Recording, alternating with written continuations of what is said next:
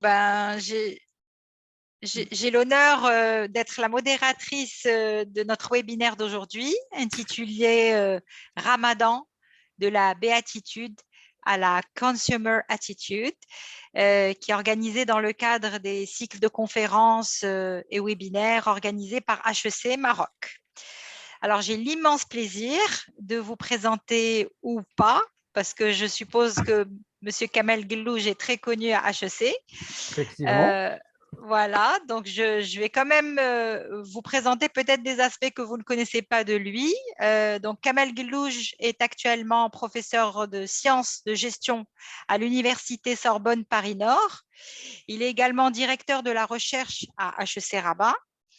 Ce jeune homme est spécialiste des questions d'innovation et de management des services. Et en fait, ses travaux récemment ont porté sur les pratiques de consommation et de distribution au Maroc, ce qui fait aussi le lien avec notre sujet d'aujourd'hui.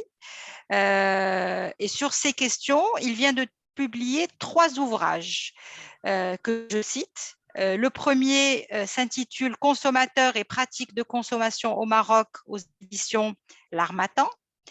Le deuxième s'intitule Le petit commerce traditionnel au Maroc, résilience et modernité, publié aux éditions Le Manuscrit. Et le troisième s'intitule Commerce et grande distribution dans les pays du Maghreb, publié aux éditions Presse universitaire de Provence. Tabarakallah alik, si Kamel. Ça me donne envie de les lire, vraiment. Alors, nous allons démarrer notre webinaire et donc, avant de commencer, je voulais plutôt vous demander pourquoi ce sujet en particulier.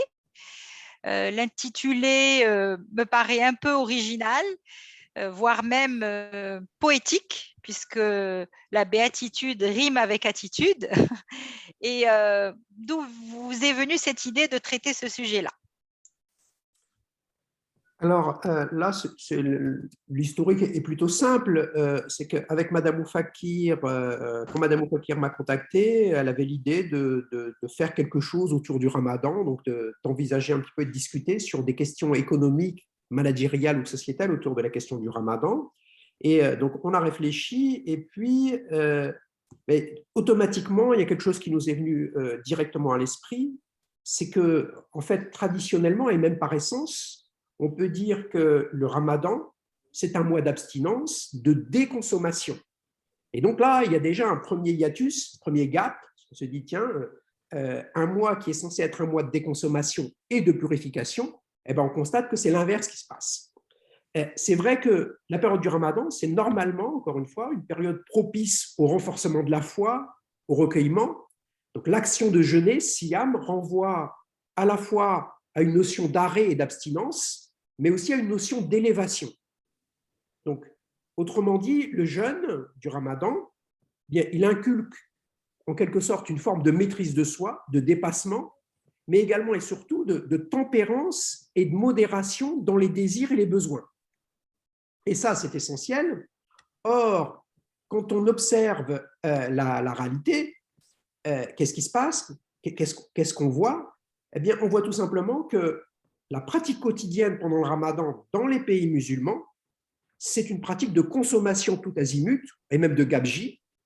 Et tout se passe en fait comme si l'élévation qui est attendue pendant le Ramadan, l'élévation spirituelle, elle passe désormais par la surconsommation et son corollaire, le gaspillage. Donc c'est de là qu'on s'est dit, ben voilà, le Ramadan, en tout cas dans les pays musulmans aujourd'hui, permet d'opposer une forme de béatitude, d'adoration de Dieu, etc. Et de l'autre côté, une attitude consumériste de consommation acharnée.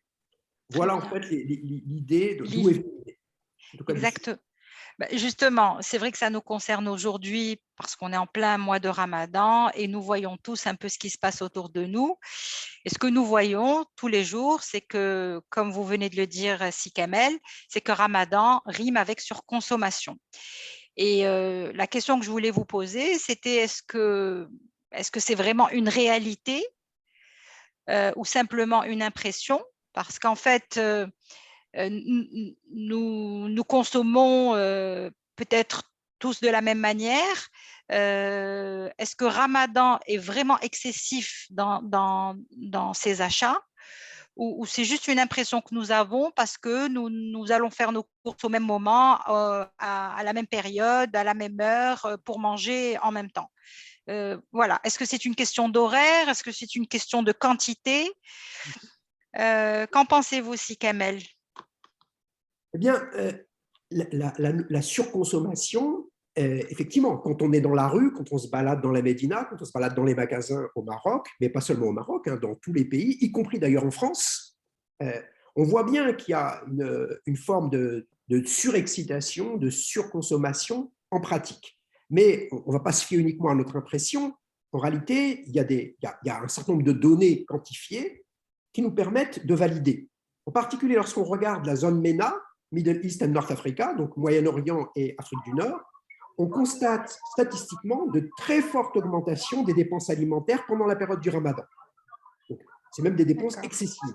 On sait par exemple dans le cas du Maroc, la période du Ramadan correspond à une augmentation des dépenses alimentaires de près de 40%.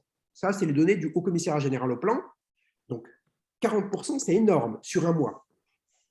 Et ça, c'est une moyenne.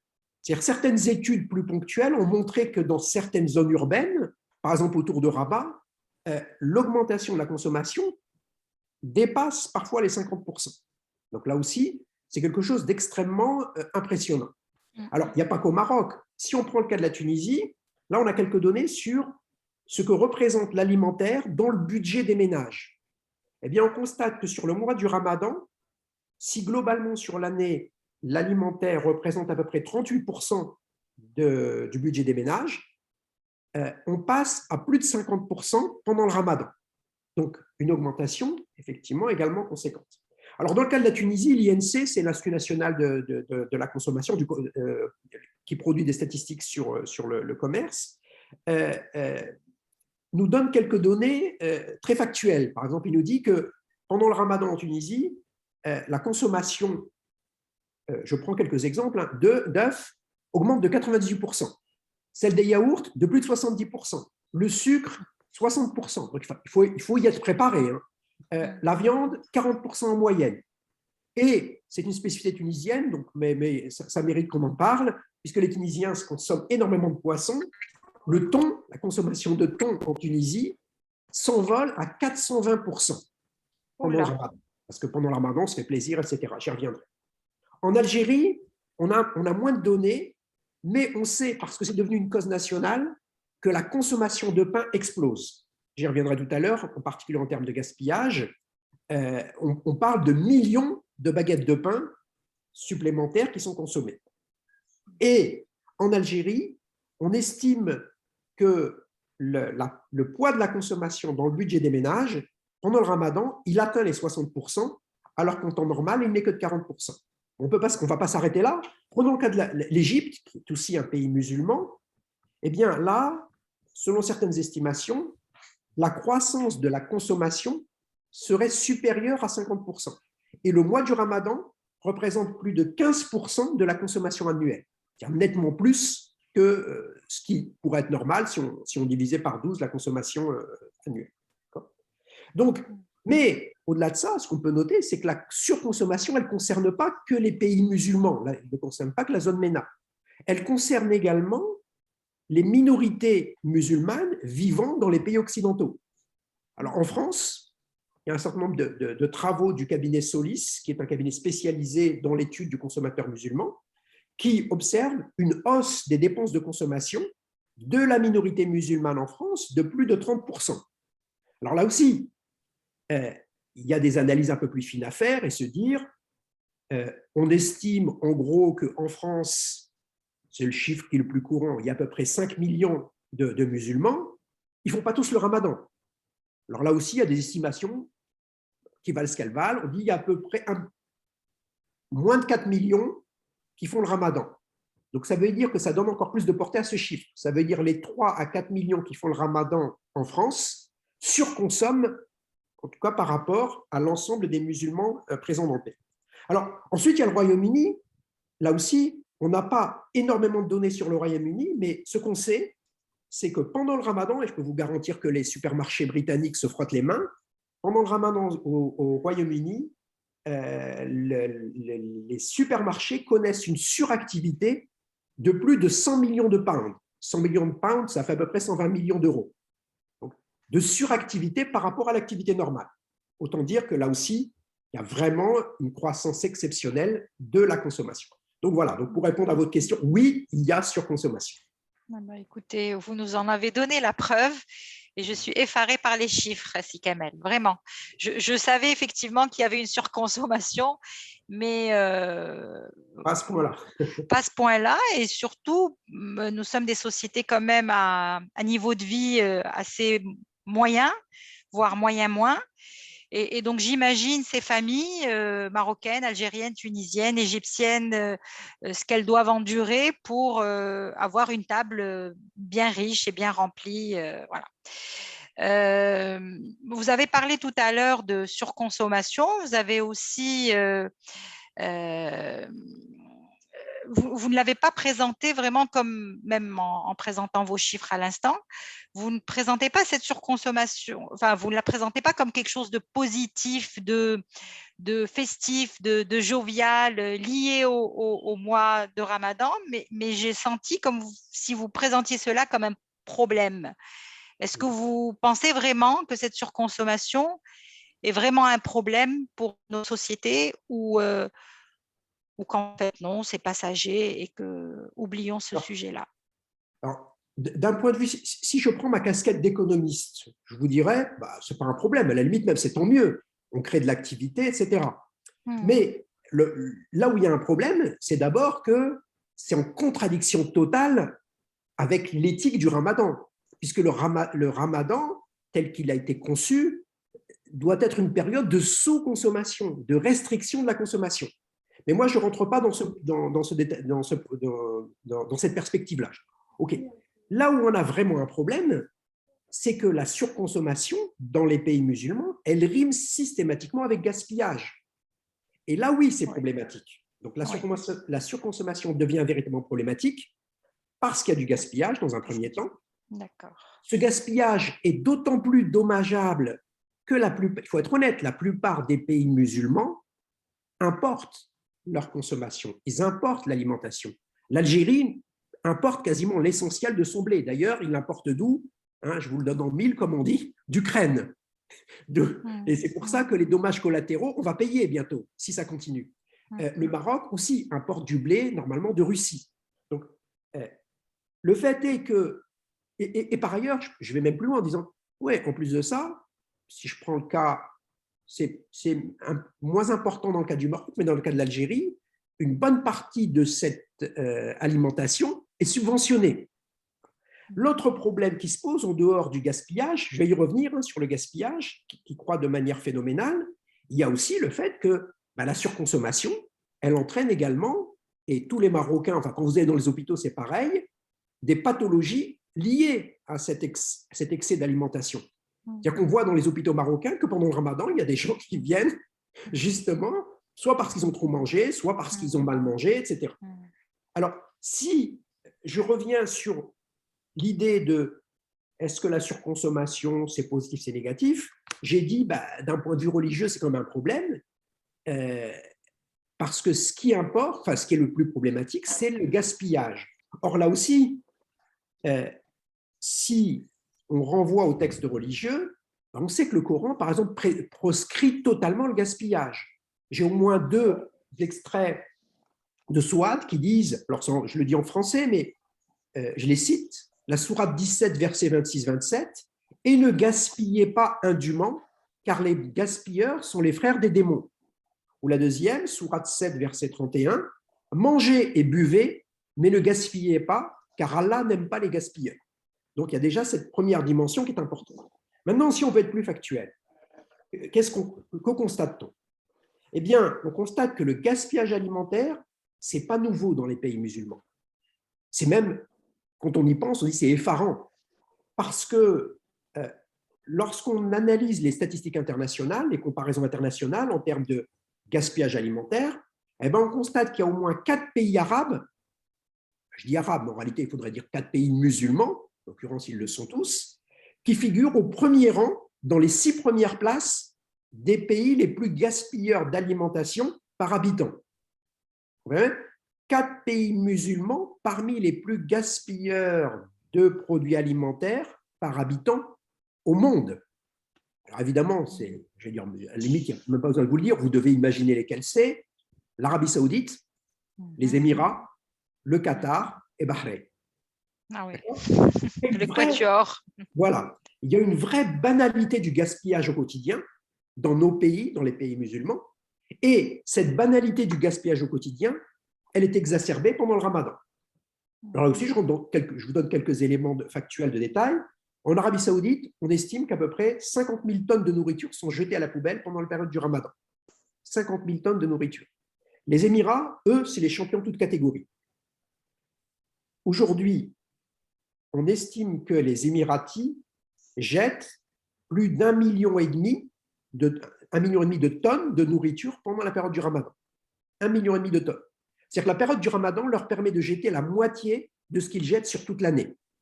Les Émirats jettent, on estime que leurs déchets alimentaires sont de l'ordre de 3,3 millions de tonnes de nourriture. Et on peut le voir même dans le rapport des déchets par habitant. En Europe, en moyenne, un consommateur va générer à peu près 1,2 kg de déchets par jour en Europe. Un Émirati, il génère le double, 2,7 kg. Donc on passe de 1,2 pour un Européen à 2,7 kg pour un Émirati, en moyenne. Mais pendant le Ramadan, l'Émirati va jeter 5,4 kg par jour. Donc vous voyez bien le côté totalement infernal et insupportable de ce gaspillage. Surtout quand on sait qu'il y a plus d'1 milliard de personnes qui souffrent de malnutrition sur la planète. Alors, je reviens au cas de l'Algérie. En Algérie, c'est pareil, le gaspillage est structurel. Et tous les ans, ce gaspillage augmente d'à peu près 20 à 30% pendant le Ramadan. Et aujourd'hui, on estime que sur la période du Ramadan en Algérie, on jette 8 à 10 millions de baguettes de pain. Parce qu'en Algérie, on a plus les baguettes que les khoubza qu'on a chez nous. Mais c'est pareil. Ouais. Donc, rien que dans une ville comme Oran, les déchets ménagers augmentent de 40% pendant la période du Ramadan. C'est tellement devenu un problème national que l'an dernier et cette année, le président, en adressant ses vœux pour le Ramadan à la population, est obligé de revenir sur ces histoires. Si vous écoutez son discours, je pense qu'on peut le retrouver sur Internet, il revient sur cette question du gaspillage du pain et il exhorte ses compatriotes à ne pas gaspiller le pain. Encore une fois, parce que c'est que de l'importation. En Tunisie, on estime qu'à peu près 40% de ce qui est cuisiné pendant le Ramadan finit à la poubelle. Donc, encore une fois, derrière ça, il y a effectivement le souci du gaspillage, mais il y a aussi des questions écologiques. Mais je ne vais pas y revenir là tout de suite. Mais il y a aussi la question pathologique. C'est que quand vous surconsommez, eh bien, indépendamment du gaspillage, vous finissez systématiquement à l'hôpital.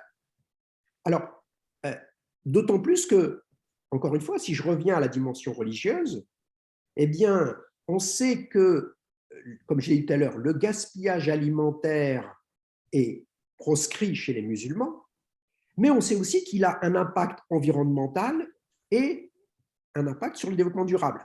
Puisque plus on gaspille, plus on prend un crédit sur les générations futures. Et là aussi, il y a un hadith qui dit, reconnu, qui dit « Ne laissez pas à ceux qui viendront après vous une charge trop lourde issue de vos actions. » C'est-à-dire que dans la religion musulmane, on dit qu'il y a une idée de solidarité entre les générations.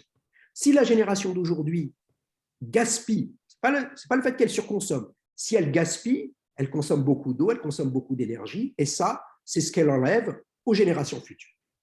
Voilà ce que j'ai à dire sur le gaspillage. Exactement. Ben, merci beaucoup, si Kamel. J'ai noté énormément de chiffres effarants et ce qui fait le plus peur, c'est de voir que quand même 4 pays musulmans font partie des top 10. On aurait voulu être dans les top 10 d'autres indicateurs que l'indicateur de gaspillage et de déchets. Alors, dans ces conditions, comment on peut expliquer cette surconsommation et surtout ce gaspillage?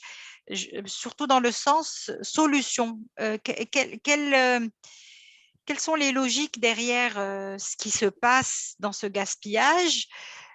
Comment peut-on contrecarrer tout cela? Est-ce que y a-t-il, par exemple, dans d'autres pays, dans un ou deux pays musulmans, des actions, voilà, des cultures similaires, mais avec moins de gaspillage? Peut-on prendre exemple sur des pays musulmans qui, eux, y a-t-il une exception musulmane, pour être plus brève? Alors, je le note pour ne pas l'oublier. Alors, avant de parler des solutions, je pense qu'il faut faire un détour. Et je suis désolé, il va être peut-être un petit peu long, mais c'est important. Il faut faire un détour par l'explication. C'est-à-dire, quelles sont les explications plausibles à ce gaspillage alimentaire et sous-jacent à cette surconsommation. Absolument. Alors, donc, il y a 3 manières d'aborder cette question. En s'intéressant à la demande, les consommateurs, en s'intéressant à l'offre, les producteurs et les distributeurs, et en s'intéressant au modèle social, à la société dans son ensemble. Donc, je vais prendre ces 3 points un par un et je vais les détailler. Si je commence par la demande, alors, encore une fois, au niveau de la demande, le consommateur, il y a 4 grandes logiques explicatives. La première, c'est ce que j'appelle un effet micro-individuel de compensation. Je vais expliquer après. La deuxième, c'est un effet ostentatoire ou de représentation. Parce que la consommation, ce n'est pas neutre. La troisième, c'est une logique de sécurité sanitaire. Ça aussi, c'est important. On jette aussi parce qu'on a peur, etc. Et la quatrième, c'est ce que les hommes de marketing appellent une logique oblative. Oblative, c'est le souci des autres. Alors, si je prends la logique de compensation, eh bien là, on est dans un cadre de système effort-réconfort. Le ramadan, c'est un effort physique, un challenge, et le jeûneur, il s'inscrit dans cette logique d'effort-réconfort où, en GRH, on parle parfois de contribution-rétribution. Et donc, la surconsommation, c'est une forme de récompense c'est vu comme une forme de récompense pour le jeûneur qui s'est abstenu pendant toute la journée. Et donc, à la fin, il a sa récompense. Et donc, quand il cherche sa récompense, il veut ce qu'il y a de mieux. Et donc, quand je dis il veut ce qu'il y a de mieux, en Algérie, c'est quoi? C'est exit le pain de la veille. Ça veut dire que dans les familles, voilà, j'ai souffert. Donc, quand arrive l'heure, donc il se trouve qu'en France, c'est à peu près 21h, un petit peu avant, eh bien, j'ai envie d'avoir du pain frais. Donc, le pain que j'ai acheté la veille, quand en normal, j'aurais mangé. Pendant le ramadan, je ne le mange pas. Donc, il y a une tendance effectivement forte, beaucoup plus forte pendant le ramadan qu'en dehors du ramadan, à se faire plaisir, c'est ce qu'on appelle l'hédonisme, et à upgrader sa consommation. Upgrader sa consommation, ça veut dire que pendant le ramadan, on a tendance aussi à acheter des produits de meilleure qualité, donc plus chers que ceux qu'on avait l'habitude d'acheter en dehors du ramadan. C'est pour ça que je dis, pendant le ramadan, on se fait plaisir. Et qu'on n'avait même pas l'habitude d'acheter auparavant. Voilà, on souffre, donc on se fait plaisir. La deuxième logique, la logique ostentatoire ou de reconnaissance. Il ne faut pas oublier que pour les marketeurs, et pas seulement, même pour les sociologues, la consommation, elle a aussi une fonction symbolique. La consommation, c'est le support d'une identité, d'un statut. C'est un marqueur de la distinction sociale. Et donc, la surconsommation permet de montrer qui on est. Les anglo-saxons parlent de status anxiety. C'est-à-dire la classe moyenne marocaine, qui est arrivée à un certain niveau, il faut qu'elle le montre. Et pendant le ramadan, elle surconsomme pour montrer qu'elle est arrivée, en quelque sorte. Donc, il y a un phénomène, et ce phénomène de status anxiety qui booste la consommation, il est d'autant plus important que le ramadan booste les interactions sociales. Pendant le ramadan, on voit beaucoup plus de gens, que ce soit dans la famille ou ailleurs, des gens qu'on invite, des gens qu'on rencontre, etc. C'est un peu un effet de foule. Et l'effet de foule, il démultiplie la consommation. On le voit aussi, par exemple, encore aujourd'hui, alors là, c'est le même phénomène. Pendant l'Aïd, combien de fois j'ai vu au Maroc des gens critiquer le voisin parce que c'est pas un mouton, ça, il a acheté un tout petit mouton. Parce qu'il y a une forme de représentation, on a une concurrence par la taille du mouton. Et puis, on a envie de dire, ouais, mais écoutez, si ces gens-là, ils sont 3 dans la famille, pourquoi ils vont acheter un bœuf? Un tout petit mouton, ça suffit largement. Mais non, quand vous achetez un petit mouton, on a l'impression que vous êtes à côté de vos sous. Donc, il y a cette stimulation, cette émulation pour acheter plus grand, plus beau, etc. Et enfin, la question de la sécurité sanitaire, c'est tout simplement que pendant le ramadan, eh bien, les frigos sont pleins et généralement, on ne fait pas attention à les produits s'entassent dans le frigo et puis on s'aperçoit qu'une bonne partie, on les a oubliés, etc. etc. Donc, mais pendant le ramadan, on cherche aussi à respecter la chaîne du froid, etc. etc. Et l'autre problème, c'est qu'au Maroc, encore plus qu'ailleurs, on peut l'observer, elle n'est pas là, mais Hind Marzak, qui est enseignante à HEC, elle l'a montré, les Marocains ont tendance à confondre DLC et de l'UO, date limite de consommation, ça veut dire que si vous consommez après, c'est dangereux, et date limite d'utilisation optimale, ça veut dire que vous pouvez encore consommer 2, 3, 4 mois après, c'est uniquement la saveur et la texture qui changent, mais le produit est largement consommable. Mais le Marocain, dès qu'il voit que la DUO est passée, il met à la poubelle. Alors, enfin, la logique oblative, concernant la question de la demande, la logique oblative n'est pas totalement déconnectée de la logique ostentatoire, parce que parfois on fait plaisir aux autres uniquement pour être reconnu comme celui qui donne, etc., etc. Donc là aussi, la surconsommation, elle peut être le reflet, et le gaspillage, bien entendu, peut être le reflet d'une générosité accrue liée au ramadan. Il y a donc une forme de demande induite. Ça veut dire qu'on surconsomme, on surachète, pas pour nous, pour les autres. C'est l'idée des paniers ramadan. Mais le problème, c'est que durant le ramadan, tout le monde donne et a envie de donner, mais on le fait de manière anarchique. Et le don lui-même peut amener au gaspillage. C'est-à-dire, vous avez des familles qui peuvent recevoir 4-5 paniers, et puis les produits sont périssables, et puis voilà, ils ont, leur capacité à consommer est inférieure à la capacité de certains autres à donner. Ça, c'était au niveau de la demande. Maintenant, deuxième point, au niveau de l'offre. De l'offre, exactement. Donc, l'offre, c'est la grande distribution et les industries agroalimentaires. Quasiment toute l'industrie alimentaire et la grande distribution ont compris l'intérêt économique du ramadan, au point que maintenant, on parle de ramadan business, ou business du ramadan. Ça veut dire que le ramadan, c'est devenu, en Europe comme au Maghreb et au Moyen-Orient, un rendez-vous obligé de tous les plans marketing des enseignes. C'est-à-dire que c'est une date clé qu'il ne faut pas rater. C'est-à-dire qu'il s'agit de ne pas rater le mois du ramadan. Et derrière tout ça, il y a la politique promotionnelle des entreprises. Pendant le ramadan, on voit se développer des politiques promotionnelles, 2 pour le prix d'un, 2 acheter le 3e gratuit, etc. Ça se démultiplie pendant le ramadan. Et donc, le consommateur qui est sensible quand il fait ses courses, parce qu'il a faim, eh bien, il voit 2 pour le prix d'un, il achète. Et il n'achète pas uniquement 2 pour les prix d'un, il achète 4 pour le prix 2, etc. Donc, ses capacités à absorber ces aliments qu'il achète sont boostées par le fait qu'il a faim et qu'il pense que ce soir, il va pouvoir manger, mais au final, il va gaspiller, il va jeter. Et on voit bien, par exemple, là, je me suis permis de, je ne sais pas si tout le monde va pouvoir le voir, vous savez, ça, c'est le genre de document qui circule en France pendant le ramadan. Donc, on voit bien, je ne sais pas si vous arrivez à le voir, mais on voit bien ici 2 plus 1 gratuit. Je ne sais pas si vous le voyez là. Oui, on le voit ou pas? Je ne me rends pas compte. 2 plus 1. Oui, oui, on le voit. On le voit très bien, oui. Merci. Et sinon, voilà, vous en avez un autre, 10% offert. Ouais. Voilà. Et ça se démultiplie pendant le ramadan, et ça va au-delà des capacités d'absorption des ménages concernés. Ensuite, il y a la politique de communication. Alors, là, c'est effectivement encore, pour moi, symboliquement, c'est encore pire. Pendant le ramadan, les jeûneurs ont tendance à passer plus de temps devant leur télé qu'en dehors du ramadan. Ça veut dire que les audiences du ramadan explosent. Elles explosent face à un consommateur qui est passif.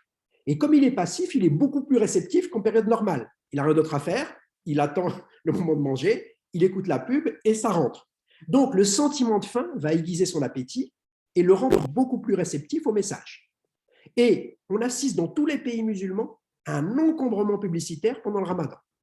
Et l'exemple que je trouve particulièrement parlant, c'est en Tunisie, les chaînes nationales, les investissements publicitaires dans les chaînes nationales sont multipliés par 8 pendant le ramadan. Alors, quand je dis multiplié par 8 pendant le ramadan, on voit bien qu'il y a un gap énorme entre le mois du ramadan et tous les autres. Et là aussi, comme ça, à titre illustratif, je vous montre un petit schéma. Là, c'est le ramadan. Et là, c'est mois de janvier, février, mars, avril, etc. Vous voyez le saut? Énorme. Ça veut dire qu'en temps normal, les investissements, mettons, ça tourne autour de 5 à peu près millions. Et pendant le ramadan, on passe à plus de 40. Donc ça impacte fortement. Enfin, le dernier point, au niveau sociétal, eh bien, là, ce qu'il faut retenir, c'est qu'on est passé d'un ramadan, je dirais, restrictif, réflexif, à un ramadan festif. Normalement, le ramadan doit être propice à la réflexion sur soi, etc. Aujourd'hui, le ramadan, c'est la fête. Donc, il y a normalement dans la tradition musulmane, des nuits du ramadan, elles doivent être consacrées à la dévotion, à la lecture du Coran, au tawarih, etc. Voilà, Le spiritualité. ramadan, dans tous les pays, c'est devenu une fête, à tel point que ce soit du point de vue des entreprises, du point de vue des gens qu'on peut rencontrer dans la rue, les gens considèrent que le ramadan, les entreprises adorent ça, c'est Noël multiplié par 30. C'est le réveillon de Noël, mais fois 30, parce que 30 jours. Donc tous les jours, tous les soirs, pardon, on a un réveillon de Noël. Alors, il y a aussi l'émergence d'une nouvelle tendance en Europe, mais aussi dans les pays du Maghreb, c'est l'organisation de soirées, de concerts, de festivals, de nuits du Ramadan, qui sont en réalité l'anti-Ramadan. L'Ayali Ramadan en Tunisie, le festival Salam au Sénégal, les nuits du Ramadan à Paris, etc. Et le dernier point, qui me semble également important, le dernier ou l'avant-dernier, c'est qu'aujourd'hui, de plus en plus, on constate chez certaines populations le fait que le jeûne se fait par habitude ou conformisme. Ça veut dire que la dimension religieuse du Ramadan cède le pas, religieuse et cultuelle, cède le pas face à une dimension plutôt culturelle. Et donc, on a une forme de mutation de la religiosité qui devient une espèce de croire, mais market-friendly ou business-friendly. Et ça, qui est également poussé par la communication et la publicité des entreprises. Voilà sur ce point. Alors après, si je veux revenir au dernier point que vous avez soulevé sur la question, Lilia, sur la question des solutions, etc., là, c'est un peu plus compliqué. Ça veut dire techniquement, on n'a pas vraiment de solution. Vous m'avez dit, est-ce qu'il y a des exceptions musulmanes?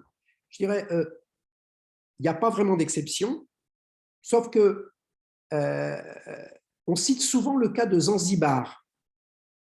Zanzibar, c'est une zone où il y a beaucoup de musulmans et on sait que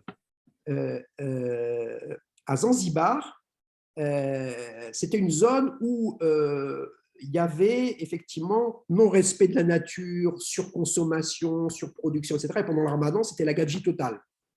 Et il y a eu des associations qui ont été formées, les commerçants, les pêcheurs, la population, en leur remettant sous les yeux les dimensions religieuses. C'est-à-dire les actes du prophète, le fait qu'il ne gaspillait pas ni l'eau, ni la nourriture, ni etc. Et ça a eu un impact positif. Ça veut dire que les gens qui ont été concernés par ces sensibilisations ont commencé à faire attention à ce qu'ils mangeaient et à ce qu'ils jetaient. Sinon, en dehors de Zanzibar, le reste, dans tous les pays, il y a des campagnes de sensibilisation. Ça veut dire que Je pensais à la Turquie. C'est pareil. Ça veut dire qu'on n'est pas au niveau, en Turquie, on n'est pas au niveau du Maghreb. Ni de l'Arabie saoudite. De l'Arabie saoudite, mais là, on touche le fond. Mais parce que là aussi, on est dans la sensibilisation. Donc il y a un effort, mais la Turquie, c'est aussi très market-friendly. Il ne faut pas oublier que pendant le ramadan, ce qui a du succès, c'est les séries turques. Les séries turques, elles servent à placer des produits. Donc, c'est vrai qu'il y a une petite avancée, mais pour l'instant, il n'y a pas de solution. Alors, bien entendu, il faut une contrainte. Pour moi, il faudrait des contraintes et des réglementations sur les annonceurs. Ça veut dire, effectivement, essayer de réduire la pression publicitaire qui pèse sur limiter. Il ne faut pas l'interdire, mais il faudrait la limiter pour éviter ce que j'ai montré tout à l'heure, l'explosion, parce que là, c'est absolument pas normal. Ouais. Ensuite, je pense qu'au niveau individuel, il y a aussi des solutions individuelles. Ça veut dire que faire ses courses avec une liste. Avant d'aller faire ses courses, on prend une liste et on se limite à sa liste. Parce que souvent, les Marocains, il va chez Marjane ou chez Assoir Salem ou chez l'autre, Carrefour, et puis il prend au fur et à mesure de ses envies et de sa faim, quand il en a les moyens. Mais c'est vrai que prendre une liste pour aller faire ses courses, ça permet de réduire. Mais il y a aussi, il est toujours mieux de faire ses courses, par exemple, quand on n'a pas faim que quand on a faim. Voilà. Or, nous, on va faire nos courses quand on a faim. Mais j'imagine, en tout cas, il y a certaines réflexions qui se développent, qui consistent à dire, ça serait peut-être mieux de faire ses courses tôt le matin, là où on n'a pas encore très faim, et ça permet de limiter la consommation. Mieux structurer le système des dons. C'est-à-dire que les dons, là, c'est à tout azimut, tout le monde fait des dons, etc. Et ça aussi, ça contribue au gâchis. Donc, il faudrait, les associations pourraient, par exemple, essayer de se coordonner dans la distribution des paniers Ramadan, dans la récolte des biens, etc. Ensuite, toujours au niveau individuel, ce que j'ai dit tout à l'heure, il faut que les gens apprennent à utiliser leur frigo et que le frigo ne soit pas un simple garde-manger. Respecter les dates de péremption des produits en mettant le first in, first out, enfin des trucs comme ça. Et enfin, c'est vrai que l'élément marquant, c'est encore une fois, comme on l'a dit tout à l'heure, c'est OK, on gaspille, OK, on surconsomme, mais ce qu'il faut noter, c'est ce qui va advenir par la suite. C'est l'idée de développement durable, c'est l'idée de sécurité, etc. Et d'essayer de sensibiliser les gens au fait que tout ça, c'est un coût et que c'est nos enfants qui vont payer.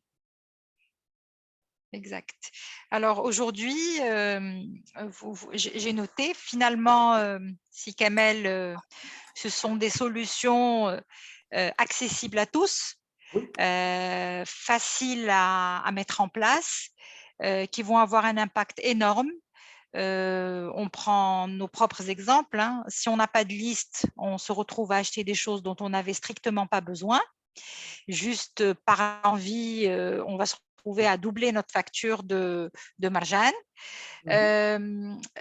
Effectivement, quand on fait nos courses, tout en ayant faim avant de manger, on va acheter 2 fois plus parce qu'on va avoir l'impression que cet aliment va avoir sa place et voilà, ce biscuit, ce chocolat, etc. Pourquoi ne pas le faire après le ftour? Je pense que les supermarchés sont ouverts après le ftour, et ça serait une excellente idée. La structuration des dons, effectivement, la sadaqa est importante pendant le mois de Ramadan. Et pas plus tard qu'aujourd'hui, vu ce que vous venez de décrire, cette désorganisation dans les dons a atteint une telle proportion au Maroc, je ne sais pas dans les autres pays, mais elle a atteint une telle proportion qu'elle en est devenue destructive et déviante. C'est-à-dire qu'on commence à faire des choses hors normes, hors loi.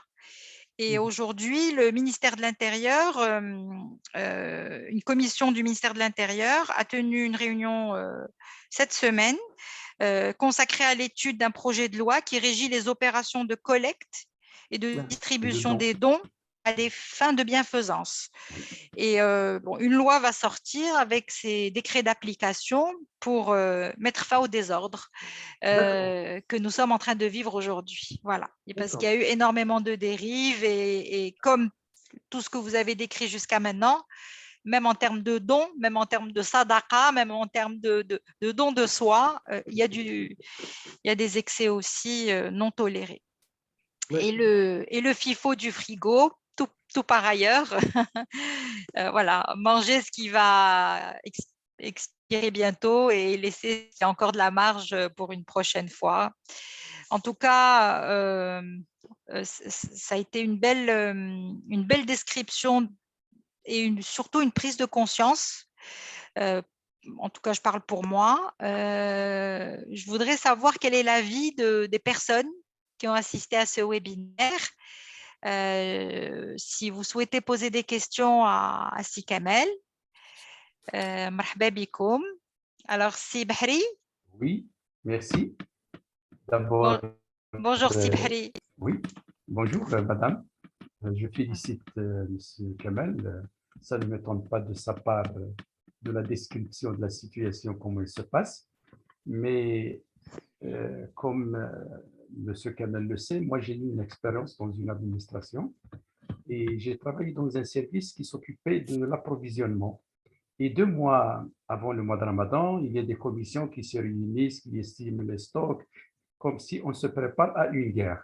Et ça, c'est une réalité. D'ailleurs, vous pouvez vous-même le constater qu'à la veille du mois de Ramadan, il y a toujours des communiqués qui rassurent les Marocains que le marché il est bien approvisionné. Ça, c'est le travail d'une commission 2 mois à l'avance. Donc, c'est-à-dire, ça devient une chose, ça fait partie du travail qu'on devait faire chaque année.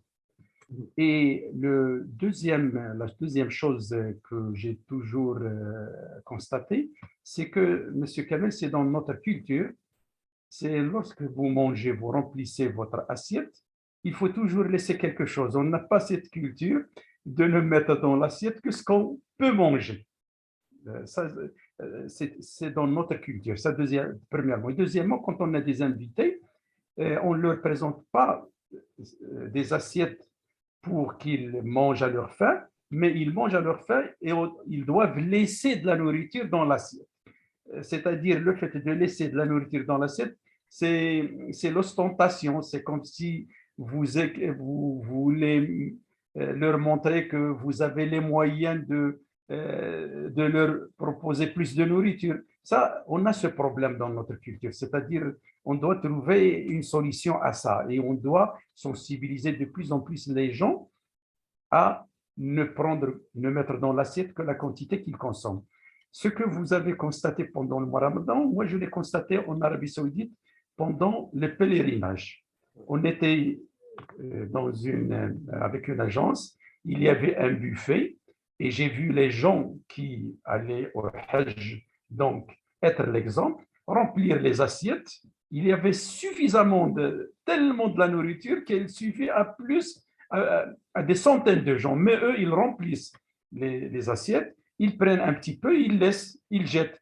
Ils vont par exemple pour les desserts, tous les desserts qu'il y a sur la table, ils prennent un chouïa et à la fin, ils ne mangent rien et ils laissent ça. Mais j'ai constaté et à l'époque, je disais, comment on est dans un endroit sain et on n'est même pas arrivé à nous organiser, à ne consommer que ce qu'on peut consommer.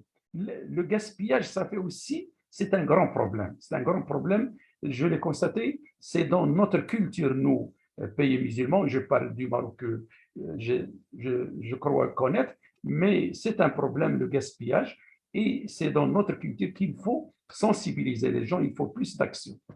La question des paniers, il n'y a pas que les associations au Maroc qui distribuent des paniers chaque année. Moi, je connais des personnes qui dressent une liste chaque année, c'est-à-dire il y a des actions individuelles de gens qui ne sont recensées par personne.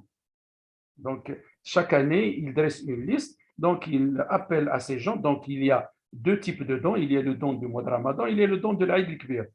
Donc, je connais des gens individuellement, donc ils appellent ces gens-là, ils leur remettent des sommes d'argent ou carrément ils leur donnent un bon, ils se présentent dans une épicerie, ils prennent le panier objet d'accord entre le donateur et l'épicier. Donc là aussi, c'est si vous voulez, si on arrive à organiser, à centraliser tout ça, eh bien, probablement, vous avez raison, ça va donner un bon résultat. Comme l'a dit Madame Boumedi, il y a un texte et on espère dans l'application des textes qu'il y aura réussi. Parce qu'on a pas mal de textes au Maroc, ce sont de très bons textes, des textes de qualité, des textes, je peux vous dire, qu'ils sont au niveau des textes des pays développés, mais au niveau de l'application, on a un grand problème au Maroc.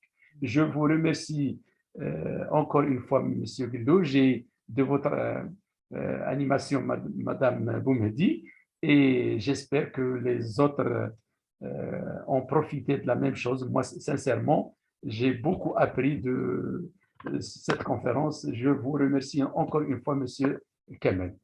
Merci, M. Barclay. J'ai une petite remarque sur ce que vous avez soulevé, qui est un point crucial sur effectivement la question de l'approvisionnement. C'est que ce qu'on oublie, c'est qu'historiquement et pendant des années, le principal problème du Ramadan, c'était la hausse des prix. Oui. C'était la spéculation. Oui, effectivement. Moi, je considère que le ministère au Maroc, mais dans beaucoup de pays arabes, beaucoup de pays musulmans, on a réussi plus ou moins à lutter contre cette spéculation. Oui. À limiter, parce que sinon, il n'y avait même pas de débat. Tu dis, pourquoi il y a surconsommation? En réalité, il n'y a pas surconsommation, il y a hausse des prix. Voilà. Et c'est ce qui donne l'illusion que les gens… Donc, c'est le rôle du ministère, c'est le rôle de l'État de veiller à ce qu'avant que le ramadan commence, il n'y ait pas une envolée des prix, donc qu'il y ait suffisamment de stock, parce que c'est une question de coïncidence, une courbe d'offre et une courbe de demande. Donc là, le ministère, il est dans son rôle, et c'est vrai que vous avez raison, M. Bahri. Moi, j'ai vu les données du ministère qui dit « Nous n'avons pas d'inquiétude, on a 1 million, je dis n'importe quoi, je n'ai plus les chiffres exacts, mais 1 million de tonnes de blé en stock, on a 500 000 litres de lait, donc pas d'inquiétude. » Mais en même temps, ils ont raison de faire ça, parce que ça permet d'éviter les exagérations, etc.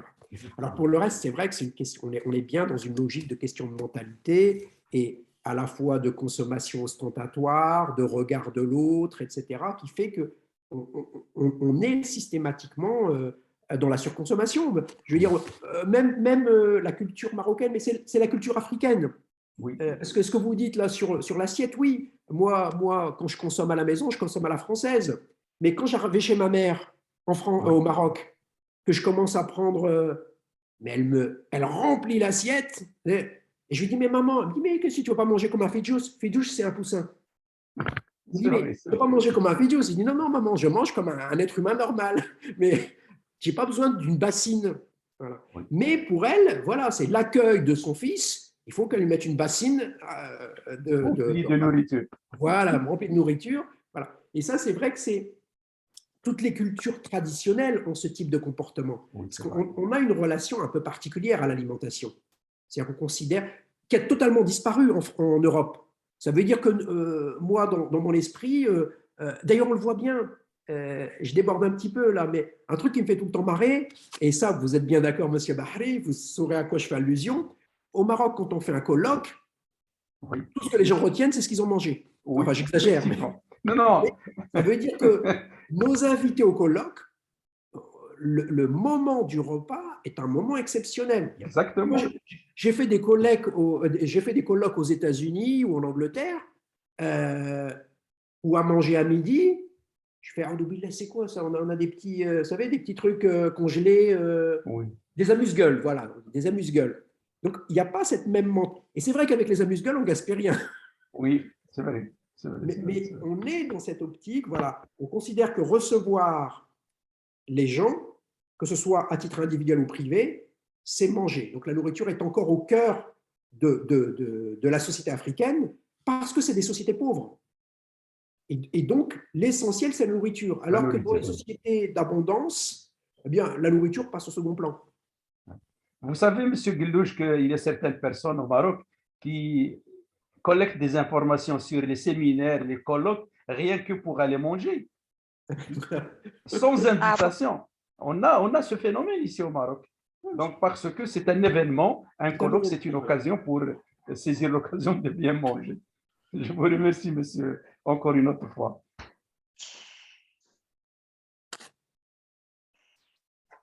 Merci, Sibhri, pour votre intervention et votre partage d'expérience. Je ne sais pas si vous avez d'autres questions à poser à monsieur Gueldouche.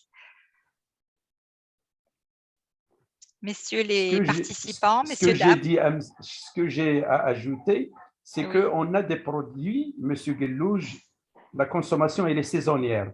C'est la raison pour laquelle il y a la demande qui augmente. Je vous donne le cas des dates. Le cas des dates au Maroc, je parle de la majorité du territoire national des gens consomment les dates pendant le mois de Ramadan, à part les gens des oasis. Il y a le deuxième phénomène, le deuxième produit, ce sont les œufs qu'on ne consomme pas chaque jour, mais pendant le Ramadan, on le consomme chaque jour. Donc, ce qui fait, il y a des produits saisonniers qui justifient l'augmentation de la demande. Mais à part ça, les autres produits, c'est du gaspillage, de votre avis. Voilà.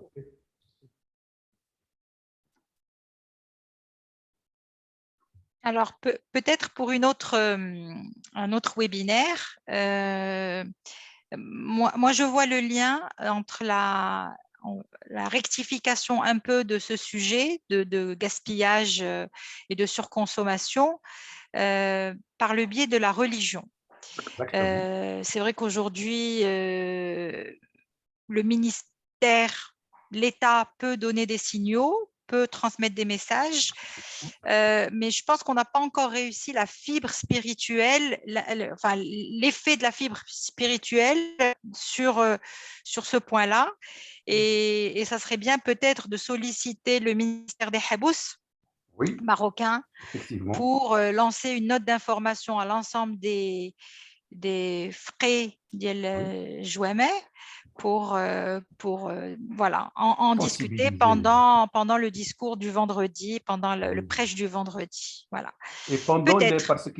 parce qu'il y a des prêches avant la salat al-Isha, dans toute la majorité Tarawih. des mosquées, oui, قبل Tarawih, ils donnent des prêches, des prêches pendant 10 à 15 minutes. Ce sera l'occasion parce que c'est là où les gens viennent faire, c'est-à-dire faire Tarawih, et à ce moment-là, c'est une occasion de faire passer le message aussi.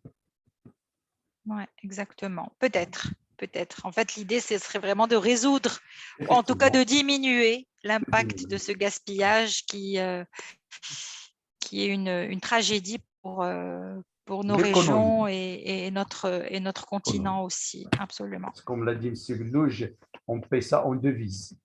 On paye ça en devises. Oui, mais je pense que… La majorité des produits alimentaires, il y a des pays qui importent tout. Si vous prenez le cas de l'Algérie, c'est la majorité des produits, c'est des produits d'importation. Donc, même pour le cas du Maroc, il y a des produits qu'on importe et qu'on paie en devises, c'est vrai, au moment où on a besoin de ces devises pour autre chose. Et même le thé, M. Bahri, il est toujours subventionné, le thé, ou pas, ou c'est fini? Non. Pour la subvention, M. Glouge, il y a le gaz butane. Il y a une catégorie de farine, c'est la farine nationale de blé tendre. Il est subventionné à hauteur de 7 millions de quintaux par an. Les autres produits ne sont pas… L'huile, c'est… j'ai entendu dire la dernière fois, on m'a dit que l'huile, il y a des gens qui prennent l'huile pour la vendre en Espagne. Ça ne me dérange pas parce que les prix sont libres. Donc, on importe l'huile, on la vend en Espagne, donc il n'y a pas de problème. Donc, nous, ce n'est pas le cas de l'Algérie. Le cas de l'Algérie, il y a des produits en contrebande subventionnés. Nous, les deux produits, le gaz qui est subventionné, la farine nationale, donc on n'a pas ce problème, on ne vit pas ce problème. Voilà, M. Glouge. Merci. Je vous en prie. Monsieur Glouge. Je dis, bon, on va faire une sieste. Non, on se prépare au ftour. Merci beaucoup pour ce webinaire, ce partage. Franchement, beaucoup d'informations très intéressantes qui nous donnent peut-être envie de creuser d'autres sujets qui nous touchent au quotidien et dont on ne réalise pas l'impact sur les générations futures. Voilà. C'est toujours agréable d'écouter M. Glouge. En tout cas, merci à tous les participants. Merci encore une fois à M. Kamel Glouge. Et merci à Madame Lilia Boumehdi qui a modéré cette séance avec brio. Donc, merci infiniment. Et oui, et au plaisir de se rencontrer autour d'un autre thème. Parce que c'est passionnant, c'est Kamel. Merci beaucoup. Merci, Monsieur Bahri. Merci à tous. Et sans gaspillage, s'il vous plaît. Voilà. Bien sûr. Ne vous inquiétez pas. Voilà. C'est l'objet du débat. Au revoir. Merci beaucoup. Au revoir. Au revoir. Au revoir, À très bientôt. Au revoir tout le monde. Merci beaucoup.